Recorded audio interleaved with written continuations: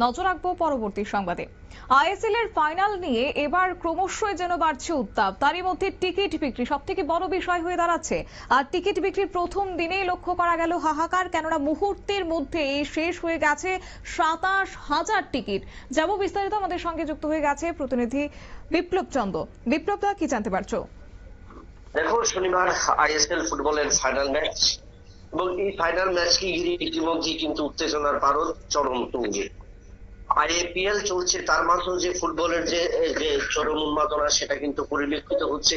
বিশেষ করে কলকাতা তিলোত্তমাতে এই ফাইনাল ম্যাচকে ঘিরে কিন্তু ইতিমধ্যেই দুটো দল ময়দানে নেমে পড়েছে। যেহেতু শনিবার ফাইনাল ম্যাচ, সেই জায়গায় দাঁড়িয়ে ফাইনালের দুটো অংশগ্রহণকারী দল স্বাগতিক মোহনবাগান এবং বেঙ্গালুরু এফসি, দুদলের মধ্যেই কিন্তু একটা উত্তেজনার কারণ।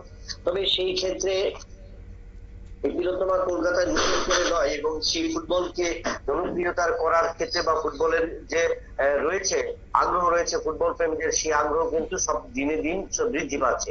বিশেষ করে আজ থেকে শুরু হয়েছে সেই টিকিট বিক্রি, কিন্তু যেখানে যুব ভারতী ক্রীড়াঙ্গনে প্রায় ৭৫,০০০ দর্শক খেলা দেখার সুযোগ রয়েছে, সেই জায়গায় দাঁড়িয়ে প্রথম দিনে কিন্তু ২৭,০০০ টিকিট বিক্রি করতে ১ ঘন্টাও সময় লাগেনি। অর্থাৎ ১ ঘন্টা সময়ের মধ্যে কিন্তু ২৭,০০০ টিকিট বিক্রি হয়ে গেছে।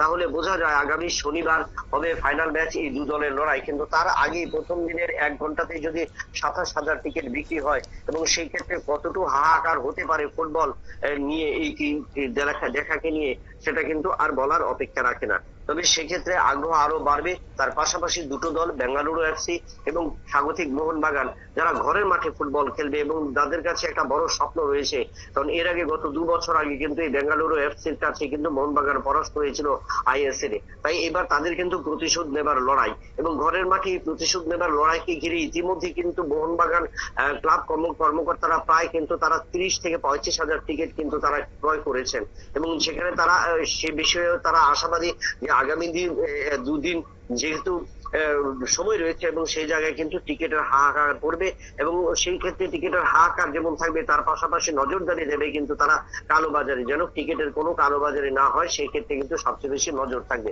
তবে বলা যায় যে এই ফাইনাল ম্যাচকে ঘিরে একদিকে সুনীল ছেত্রী রয়েছে এবং অন্যদিকে রয়েছে নামি দামি সমস্ত প্লেয়াররা বেঙ্গালুরু এফসিতে, এবং রয়েছে মোহনবাগানও কিন্তু সেরা খেলোয়াড়রা। তাই দু দলের লড়াইকে ঘিরে উত্তেজনার পারদ বা উত্তেজনা যেইভাবে চরমে, তা আরো বেশি চরম করে দিল কিন্তু প্রথম দিনের এই টিকিট বিক্রি।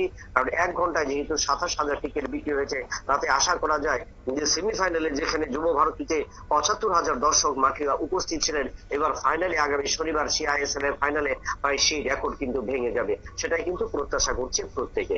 একেবারে ধন্যবাদ। অর্থাৎ আপনারা বুঝতেই পারলেন যে আইএসএল এর প্রথম দিনে আজকে টিকিট বিক্রির প্রথম দিন, এবং ১ ঘন্টার মধ্যে ২৭,০০০ টিকিট বিক্রি করা হয়েছে। আর রীতিমতো বলা যায় যে ফুটবলের ক্ষেত্রে যে একটা আগ্রহ বাড়ছে ফুটবল প্রেমীদের, সেটা কিন্তু আর বলার অপেক্ষা রাখে না। আজকের প্রথম দিনের টিকিট বিক্রিতেই সেই উত্তাপটা যেন ফের একবার লক্ষ্য করা গেছে। নিয়ে নিচ্ছি ছোট্ট একটি বিজ্ঞাপন বিরতি, সঙ্গে থাকুন।